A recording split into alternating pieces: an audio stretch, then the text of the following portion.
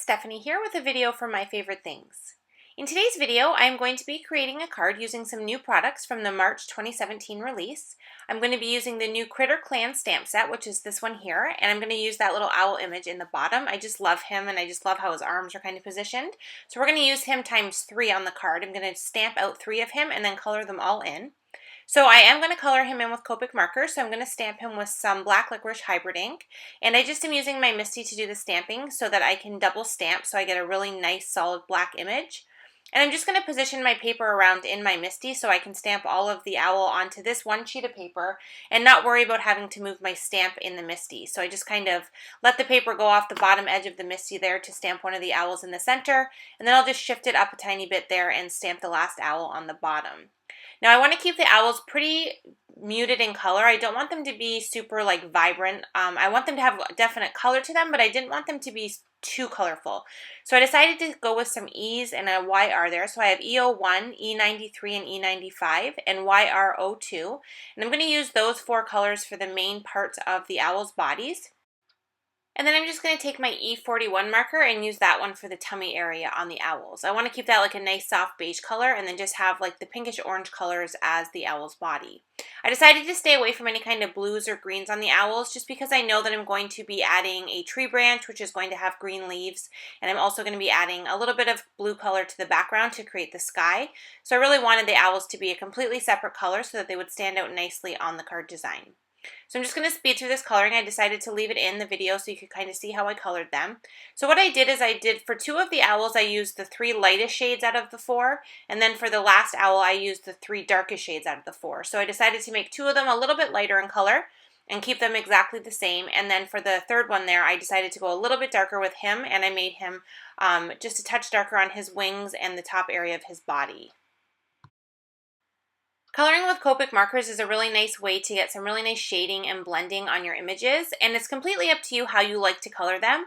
I prefer to start with my lightest color and kind of work my way up. I usually start lightest, then I go with my darkest, and then I kind of use the medium color to kind of blend the 2 together. But I definitely know that a lot of people prefer to lay down the darkest color first and then kind of work their way backwards to the lightest color. So I just suggest experimenting with them, taking some time to just sit and color and to kind of decide what works best for you. And then either or, you're going to get some really great blending and you're going to get some really great definition with your finished images by adding the different layers of color. So now I have both of those, or all 3 of those done. They all have color on them. I'm using a darker E97 here, I believe, to add just a little bit of color to his feet and his beak. And then I'm going to take a little bit of gray. This is just the cool gray. I think I have C3 here, and I'm going to lighten it up a bit with the C00. And then I end up going in with the colorless blender as well because it got a little bit too dark. But I just wanted to add a little bit of definition to the white parts of the owl's eyes just to kind of make them look a little bit more dimensional. And then I'm going to go ahead and take that and go die cut those owls. And now I'm going to work on the card base. So to create the card base, I want to have a little bit of fun and use the new Stitched Interactive Window Trio die.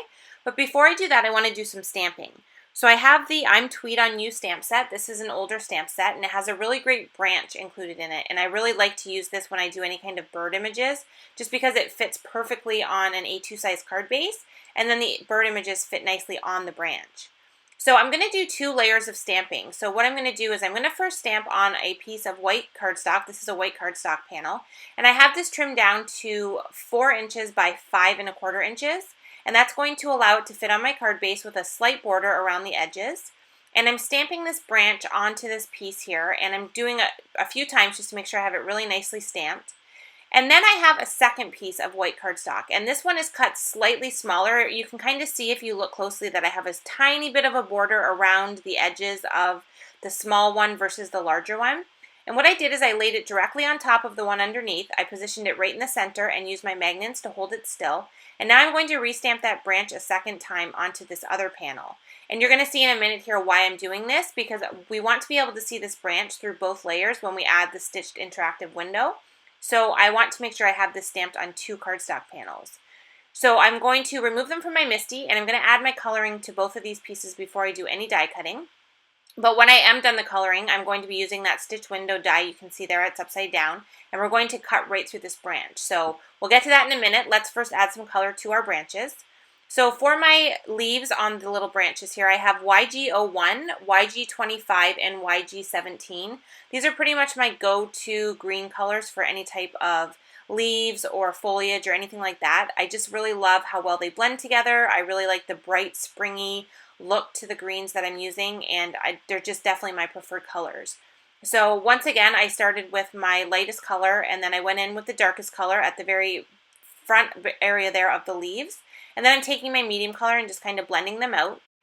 And you can see as I'm coloring that I'm only making sure that I'm coloring the entire branch on the left panel. So that left panel is what's going to be on the forefront of our card and what we're going to see. So I need to make sure I have that entire branch colored.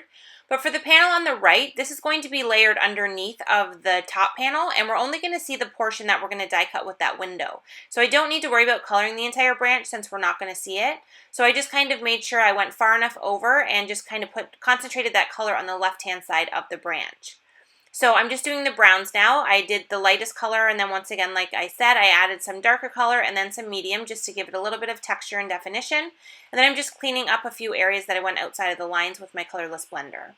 Now I've taken the window die and I've ran it through my die cut machine on the largest die cut panel. So now you can see we've cut right through that stamping and coloring that we did. We have these really fun windows on the front panel. And when we lift up the windows, because we have the smaller panel that we colored identically to the front one, you're going to be able to see the leaves continue right through onto the inside. So this is just a way to let us utilize those windows to create a fun interactive card, but make sure that our image is continuous on both the front and under the windows. So now that I have everything die cut and colored and we're ready to go, I can go ahead and assemble the card. So what I've done is I've added adhesive to the entire back of that top panel, and I'm just adding the two owls that I want hidden underneath the windows right against that adhesive on the back, and that's going to hold them in place. And then I'm going to take my scissors and trim off the excess, and then I can go ahead and adhere this on top of the second layered panel that we created.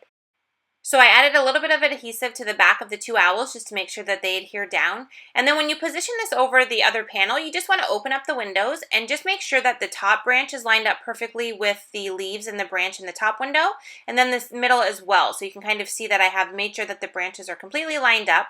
And then when you open the windows, the design is continuous right through. And now we have these really fun owls inside there peeking through. So it's just a really fun design and just a great way to make an interactive card and something unexpected. Now I forgot to add some color to the background because I did want to add a little bit of blue to kind of give it the look of sky. So I just very carefully took my ink blending tool and a scratch piece of paper to kind of take off the excess ink. And I added ink to the whole area around the branch and a little bit in each window. And then I'm going to adhere the last owl right onto the top branch there so that he is completely visible on the outside of the card. Now to finish it off, I need to add a sentiment, so I decided to use the Kind Words stamp set. I love this sentiment. It has some really great sentiments. And I thought the kind is cool sentiment went really well with this design just because I think these owls are so cute, and it's just kind of, they're all hidden under the windows, and it's just like a bunch of owls just saying, kind is cool. I just thought it looked cute, and it fit perfectly in the space, so I decided to go with that. And then I adhered the entire finished panel to a grout gray top folding card base. So the finished card is 4 1/4 by 5.5 inches.